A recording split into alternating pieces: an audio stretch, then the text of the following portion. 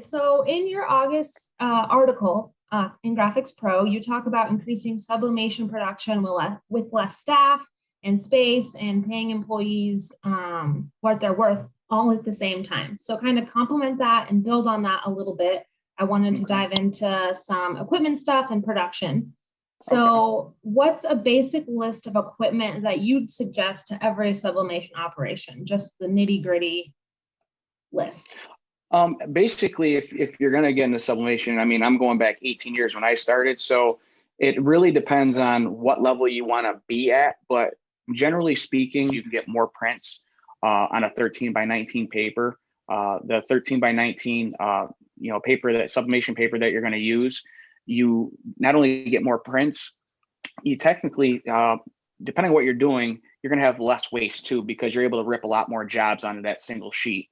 It's not that much more to go up to a 13 by 19.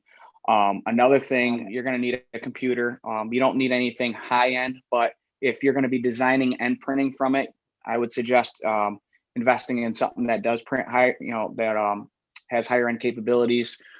So that way you can really work with a larger print file if you need to. We typically only use all Macs in our company. But there are, because of the plug and play drivers that you have to use with these printers, they don't usually work with Macs. Same thing with vinyl printers, for example. Those only work with PCs mainly. They're not really cross formatted for a Mac.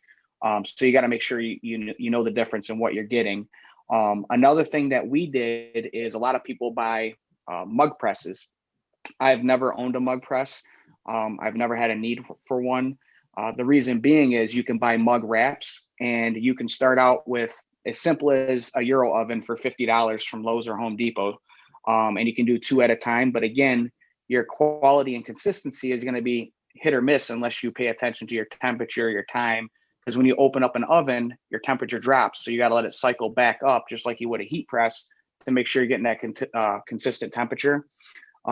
So what we did was, after we did that for a few years, about 8 years ago, when we moved into our building that we own now, we invested into a commercial oven, something that you would literally see in a restaurant.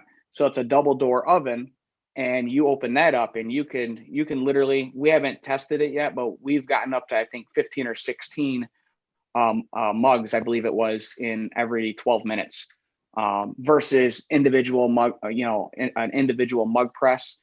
Those, I think, generally take 6 to 7 minutes. So your turnover rate's a lot slower. And the Euro ovens, they're great to get you started to work up to that. But when you get orders that are 72, 144, 288, you want to be able to turn them out faster. That's pretty much the key of what you're going to want. And the good thing about when you talk about a heat press is you can do so much with it. I mean, right now, I don't even think they were around back when I first started, was screen print transfers. You could be doing jerseys, and then you got the sublimation. So, it really takes things with something as simple as a $5,000 top of the line heat press. You could do so much before you even go into sublimation. Then you add sublimation to the mix. Now you're doing so many different hard goods, like coffee mugs, name badges, license plates, license plate frames. One that's big for New York State is we do clipboards. So, when you're working with something as simple as a heat press and a sublimation printer, there's thousands of options out there for you to sell and produce. Right. It opens you up to a whole gamut of markets and customers, which is amazing, especially for the business just starting out. So, I'm sorry to cut you off. The other thing that people don't realize is our room that we do sublimation is only 15 by 15. Wow. That's the same size space that we started our business out of. Our house was 15 by 15 room, which is now our bedroom. Right. So it doesn't take a lot of space at all. No. Yeah. I mean, you can crank the work in and out, and how you configure those things and how you position your equipment allows you to be like an octopus in every different directions. Keep the mugs going over here, got the shirt heat pressing over here, and really maximizing, and then hit the print button on your next job. Yeah, definitely. And kind of speaking of that efficiency and workflow, are there any other items that printers can invest in, maybe down the road after they've gotten the hang of things, to, kind of optimize their performance and efficiency and workflow? Because you're never printing 24/7. But if you were to that capacity, just buy another one and just gang rip them side by side and still use the same computer to send the files. When it comes to your heat press, like when we build our new building, we have more space, we want to buy a second air fusion. And then the cool part is they make, I forgot the name of it, but it's like a side by side rail for the platens. It's almost like a shuttle system to go back and forth. Something like that is a great feature to have on it. You want to make sure you get all the attachments that you can get for it, because it only opens up the door to how many more different products and different imprint areas you can hit with that press. But yeah, if you can get 2 of those, that's even better. If you get the shuttle system, it speeds up your workflow, because while one piece is heat pressing, you're setting up the next one right next to it. And as far as when I was talking about the commercial oven, what's very unique about the one that we chose, it comes in with 4 legs. And if you're expanding and you need to pump out more, they're actually stackable. So you could put one underneath it. Yeah. So you're not really taking up that much more space to add to your production. Something as simple. It's funny, as you grow a business, one thing people don't pay attention to is their wall space. Your wall space is very vital for you to have the paperwork for your jobs, or your smaller jobs could be up on bookshelves that only 1 or 2 piece items. One thing we invested heavily in this year throughout our entire building, no matter the process, was racks. Going to like Lowe's or Home Depot and spending, $150 to $200 per rack, and being able to have that stuff out of your face and up on a rack next to you is huge. So, because when you go into a workspace, a lot of people don't think about the ergonomics, the workflow. Have your paperwork here, have what you're printing on right here, have your next order lined up over here, so you move systematically in order. And those racks and extra tables, something as simple as those things, allow you to maximize more output and keep it organized. Definitely. And you kind of touched on this earlier, but in your column in the August issue, you touch on training staff on sublimation. So what are some of your top tips, or your number 1 tip for shops teaching employees the ropes? What we do is we have our typed up paperwork, and then we have an artwork proof.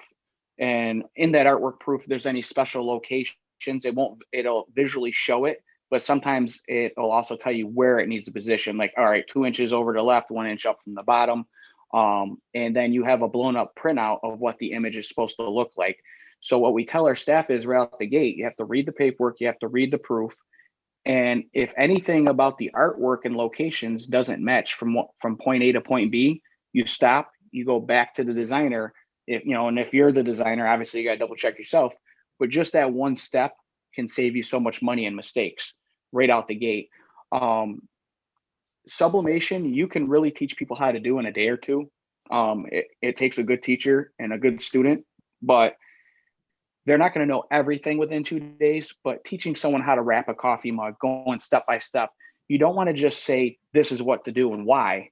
You want to teach them what they're doing and why they have to do it the way you're saying. If you explain what you're doing and why you're doing it and the cause and effects, they're going to know what you're talking about. 1, 2, you're educating them on the do's and don'ts. So if they're trying to outthink you, it's okay to do that, but it's allowing them to know you don't want to do that because X, Y, and Z is going to happen. And when it does happen, they're not going to run and tell you that they did it, because they're going to see the outcome of what you explained to them. And the biggest thing I tell people too, we have, 20 staff here. I'm running production. I'm managing the jobs, putting them in their different work orders. I tell people, if you haven't touched the product before, or you haven't worked with a certain, imprint area, stop and get myself or our general manager, and we will help you on the first couple. So we make sure you know exactly what you're doing.